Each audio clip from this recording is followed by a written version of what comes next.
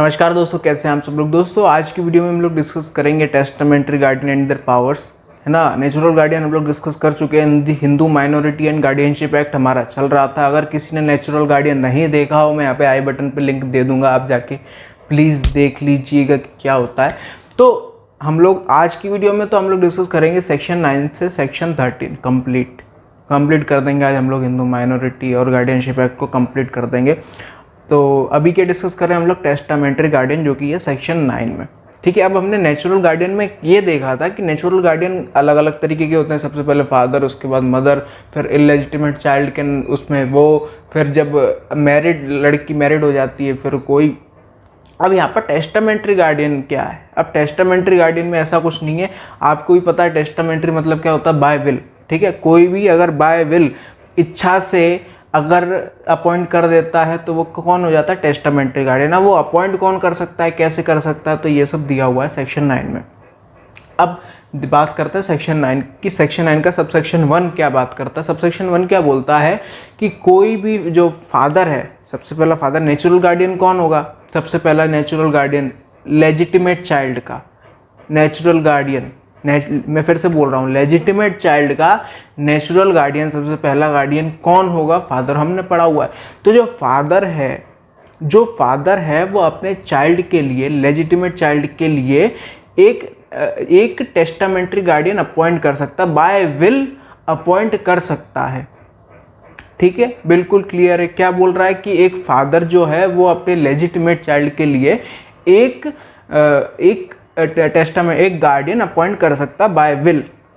ठीक है, अब वो गार्डियन क्या होता है हम पहले डिस्कस कर चुके हैं। सेक्शन 4 की जो डेफिनेशन हमने देखी थी कि यार जो कि माइनर की टेक केयर करे, या माइनर के प्रॉपर्टी की टेक केयर करे, या दोनों की टेक केयर करे, कैसा भी वो हो सकता है। तो एक फादर अगर अपने उसके बाय विल कर सकता है, गार्डियन अपॉइंट कर सकता है, सबसेक्शन 1 बोलता है। अब सबसेक्शन 2 क्या बोलता है कि चलो फादर ने अपॉइंट कर तो दिया, गार्डियन अपॉइंट तो कर दिया फादर ने, लेकिन फादर ने अपॉइंट कर दिया लेकिन और फादर खुद मर गया। ठीक है, तो विल में क्या लिखा था कि यार मेरे जाने के बाद आप है ना इसके वो हो, क्या हो, आप इसके गार्डियन हो। ठीक है, लेकिन मदर तो जिंदा है, अभी मदर तो जिंदा है ना। तो उस जो गार्डियन अपॉइंट किया उसका कोई सेंस नहीं है, उसका कोई मतलब नहीं है, आप गार्डियन नहीं माने जाओगे। जो भी गार्डियन अपॉइंट हुआ है बाय विल, जो भी गार्डियन अपॉइंट हुआ है वो उसका कोई मतलब नहीं रहेगा अगर मदर जिंदा है तो। ठीक है, क्लियर है। सबसेक्शन 2 क्या बात करता है कि अगर मदर जिंदा है तो जो गार्डियन अपॉइंट हुआ है, फादर ने अपॉइंट किया है गार्डियन बाय विल, उसका कोई मतलब नहीं है, उसको गार्डियन नहीं मानेंगे। लेकिन उसको गार्डियन मानेंगे, जो फादर ने अपॉइंट किया है गार्डियन, उसको मानेंगे अगर मदर भी मर जाती है और मदर ने कोई गार्डियन अपॉइंट नहीं किया है। तो आपको समझ में आ रहा होगा, क्या समझ में आ रहा होगा। मान के चलो ये फादर है, ये मदर है और ये इनका चाइल्ड है।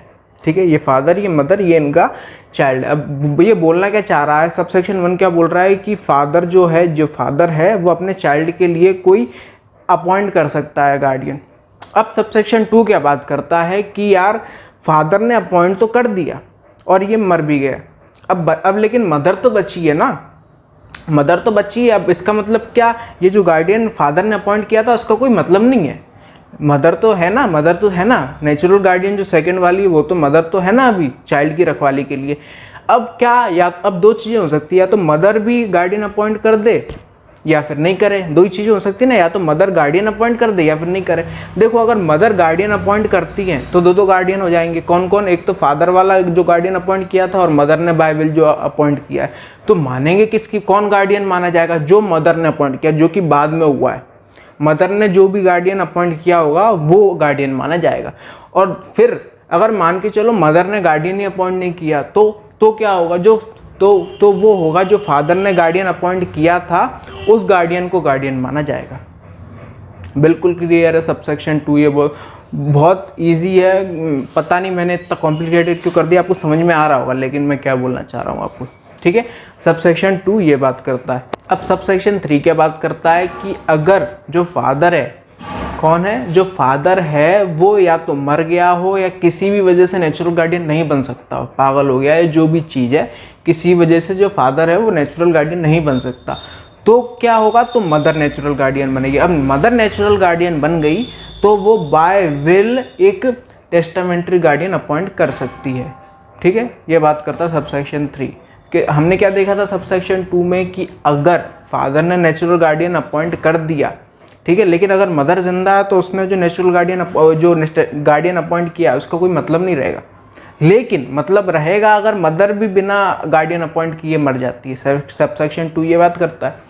सबसेक्शन 3 क्या बोलता है कि अगर मान लो नहीं किया, जो फादर है वो नहीं रहा या नेचुरल गार्डियन नहीं बन पा रहा है और कोई गार्डियन अपॉइंट नहीं हुआ है, तो मदर नेचुरल गार्डियन बनेगी और वो बाय विल एक नेचुरल गार्डियन अपॉइंट कर सकती है। सबसेक्शन 3 बात करता है। अब बात तो हो गई लेजिटिमेट चाइल्ड की, अब बात आती है इललेजिटिमेट चाइल्ड। ठीक है, इललेजिटिमेट चाइल्ड के उस पर हमने देखा था नेचुरल गार्डियन कौन होता है, सबसे पहली होती है उसकी मदर।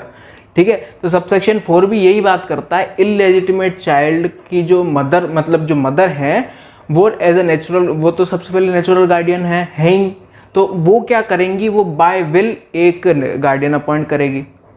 ठीक है, बिल्कुल सीधी सी बात है। अब सबसेक्शन 5 में जो ये टेस्टामेंट्री गार्डियन है उसकी पावर्स दी हुई है। पावर्स क्या दी हुई है, पूरी जो पावर्स नेचुरल गार्डियन की हैं वही पावर है टेस्टामेंट्री गार्डियंस की, बिल्कुल सेम टू सेम, कि भैया आप तो गार्डियन ही बन गए ना आप। तो जो भी पावर्स नेचुरल गार्डियन को मिली हुई हैं वो सारी पावर्स टेस्टामेंट्री गार्डियन को दी हुई हैं। अब जो रिस्ट्रिक्शंस हैं नेचुरल गार्डियन को, जो रिस्ट्रिक्शंस है वही रिस्ट्रिक्शंस इसको है टेस्टामेंट्री गार्डियन को।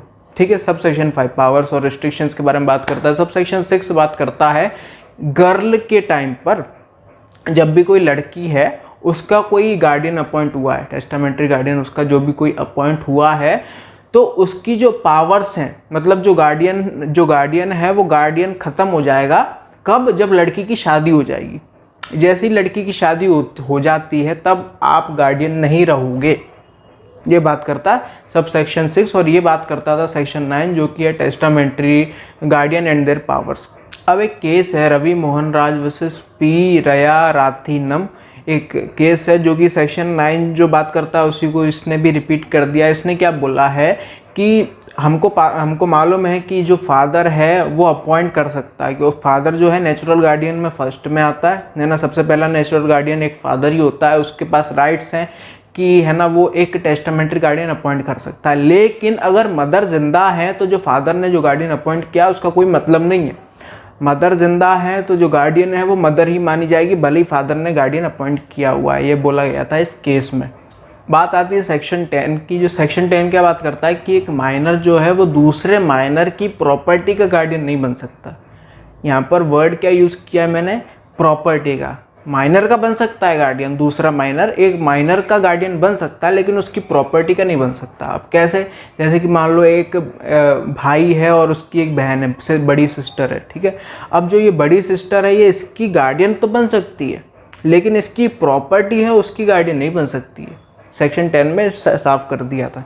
अब सेक्शन 11 क्या बात करता है, डी फैक्टो गार्डियन किसी भी माइनर की प्रॉपर्टी के साथ किसी भी तरीके की कोई डील नहीं कर सकता।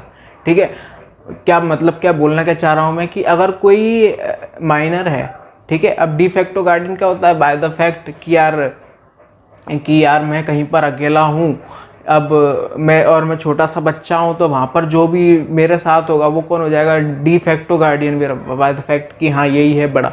अब भले ये डी फैक्टो गार्डियन है, ठीक है, भले ये डी फैक्टो गार्डियन है तो ये मेरा ख्याल रख सकता है, मेरी प्रॉपर्टी से उसका कोई लेना देना नहीं माना जाएगा, किसी भी तरीके की कोई भी डील नहीं कर सकता, बेचना लीज, ये जो भी कुछ भी चीज़ है, कुछ भी चीज़ मेरी प्रॉपर्टी से किसी भी तरीके का कोई लेना देना ही नहीं करेगा। जो डी फैक्टो गार्डियन है किसी भी तरीके का कोई लेना देना नहीं होगा। अब एक केस है राजशेखर वर्सेस सिद्धालिंगप्पा, एक केस है, इसमें क्या बोला गया था कि ये जो डी फैक्टो गार्डियन है ये ना तो हिंदू माइनॉरिटी एक्ट में बताया गया है ना ही गार्डियंस एंड वार्ड्स एक्ट में बताया हुआ है। इसका मतलब क्या, तो इसका मतलब ये है ना तो ये जो डी फैक्टो गार्डियन है ना तो ये नेचुरल गार्डियन होता है, ना ही टेस्टामेंट्री गार्डियन होता है, ना या फिर डी ज्योर गार्डियन, कुछ नहीं होता ये, है ना, इन तीनों में से कुछ नहीं होता, और ना ही ये तीनों ये डी फैक्टो गार्डियन होते हैं। ये जो सब टर्म है ये अलग अलग टर्म है और ये डी फैक्टो गार्डियन तो बताया ही नहीं हुआ किसी भी, ये केस में साफ कर दिया था। बात करते हैं सेक्शन 12 की। वो क्या बात करता है? सेक्शन 12 बात करता है कि अगर जो माइनर है वो एक अनडिवाइडेड फैमिली का हिस्सा है और उसकी एक प्रॉपर्टी है जो कि उस अनडिवाइडेड फैमिली के कोई एडल्ट मेंबर उसको मैनेज करता है। एक प्रॉपर्टी, अनडिवाइडेड प्रॉपर्टी तो आपको पता ही है कि यार एक हिंदू जॉइंट फैमिली होती है और जो प्रॉपर्टी होती है वो सबकी एक साथ होती है, जो कि डिवाइड नहीं हुई होती है, अनडिवाइडेड प्रॉपर्टी होती है, ठीक है। तो सबका हिस्सा होता है उसमें। तो वो जो प्रॉपर्टी है, ठीक है, अब माइनर की तो प्रॉपर्टी नहीं क्योंकि अनडिवाइडेड प्रॉपर्टी है, क्या मालूम किसकी कौन सी प्रॉपर्टी होगी, कोई प्रॉपर्टी डिवाइड ही नहीं हुई ना अभी। तो उस प्रॉपर्टी को लेके कोई गार्डियन अपॉइंट नहीं किया जा सकता। सेक्शन 12 में बोला गया था। ये क्या बोला गया था कि यार जो अनडिवाइडेड प्रॉपर्टी है जिसको अभी भी कोई एडल्ट मेंबर उसको मैनेज करता है, उसके लिए कोई गार्डियन अपॉइंट नहीं हो सकता, ठीक है। लेकिन प्रोवाइडेड दैट क्या हाई कोर्ट अपॉइंट कर सकता है, ठीक है, हाई कोर्ट अपॉइंट कर सकता है, लेकिन उसके नीचे वाले कोर्ट अपॉइंट नहीं कर सकते। हाई कोर्ट अपॉइंट कर सकता है, बाकी और कोई अपॉइंट नहीं कर सकता। ये बोला गया था सेक्शन 12 में। अब एक केस है धनशेखरन वर्सेस मंदनजीत थम्मल, एक केस था। अब इसमें क्या बोला गया था, आपने देखा होगा कि यार हमने इस सेक्शन 12 में एक एडल्ट मेंबर हमने यूज़ किया है, ठीक है। अब अनडिवाइडेड फैमिली का एडल्ट मेंबर हमको पता है एक मेल होना चाहिए, कर्ता होता है, ठीक है। लेकिन सेक्शन 12 में जो एडल्ट मेंबर है उसका मतलब मेल भी हो सकता है, जो सबसे हेड ऑफ द फैमिली है, मेल भी हो सकता है, फीमेल भी हो सकता है, ठीक है। मैनेजमेंट की बात करिए, मैनेजमेंट सिर्फ ऐसा नहीं है कि करता जो सीनियर मोस्ट मेल मेंबर हो उसी की मैनेजमेंट के बारे में बात हो रही है, नहीं। एडल्ट मेंबर कौन, मेल भी हो सकता है, फीमेल भी हो सकता है। तो मैनेज कौन करेगा प्रॉपर्टी, मेल भी कर सकता है, फीमेल भी कर सकती है, ठीक है। इस केस में साफ बोल दिया गया था ये। सेक्शन 13 क्या बात करता है, किसी भी माइनर के पैरामाउंट कंसिडरेशन की। क्या मतलब कि अगर जो कोर्ट, सबसेक्शन 1 क्या बात करता है कि कोर्ट किसी भी आदमी को डिक्लेयर करता है या अपॉइंट करता है एज ए गार्डियन, तो फिर किसी भी माइनर का जो माइनर को पैरामाउंट कंसिडरेशन में रखा जाएगा। मतलब क्या, सबसे इम्पोर्टेंट माइनर है यहाँ पर, ठीक है। माइनर की वाकई में ये है क्या, गार्डियन बन सकता है क्या, तो उसका जो वो है उसको पैरामाउंट कंसिडरेशन में रखा जाएगा। बात करते हैं सेक्शन 13 की। सेक्शन 13 बात करता है माइनर के वेलफेयर की, कि उसका जो माइनर होता है उसके जो वेलफेयर है उसको पैरामाउंट कंसिडरेशन में रखा जाएगा। क्या मतलब कि जो सबसेक्शन 1 क्या बात करता है कि किसी भी आदमी को, यार कोर्ट बोलता है कि किसी भी आदमी को मैं अगर गार्डियन अपॉइंट कर रहा हूँ या डिक्लेयर कर रहा हूँ तो यहाँ पर मैं माइनर के वेलफेयर को पैरामाउंट कंसिडरेशन दूंगा। मतलब कि मैं ये ध्यान रखूंगा कि ये जो माइनर है इसके साथ खुश रहेगा, सबसे जो मेन चीज़ है मेरे लिए ये माइनर है। ये सबसेक्शन 1 बात करता है। अब सबसेक्शन 2 क्या बात करता है कि यार कुछ भी बातचीत चल रही है, यार ये आदमी बन सकता है, ये आदमी बन सकता है, कोर्ट आपस में बातचीत कर रहा है, ये आदमी बन सकता है, ये आदमी बन सकता है। अब यहाँ पर अगर कोर्ट को ऐसा लगे कि यार नहीं, ये आदमी नहीं बन सकता, तो वो उसको गार्डियन नहीं बनाएगा। ये पूरा है ये सब कोर्ट के ऊपर है। अगर कोर्ट को लगता भी, बिल्कुल भी ऐसा लगता है कि नहीं यार ये इसके माइनर के वेलफेयर के खिलाफ है, माइनर इसके साथ खुश नहीं रहेगा, उसको लगता भी है ऐसा, तो भी ये कोर्ट के हाथ में कि वो उसका गार्डियन नहीं बनाए, ठीक है। ये बोला गया था सेक्शन 13 में, पैरामाउंट कंसिडरेशन रखा गया माइनर के वेलफेयर को यहाँ पर। और ये था हमारा Hindu minority and guardianship act. उम्मीद करता हूँ आपको समझ में आया होगा। फिर मिलेंगे किसी नई वीडियो के साथ, तब तक के लिए थैंक यू वेरी मच।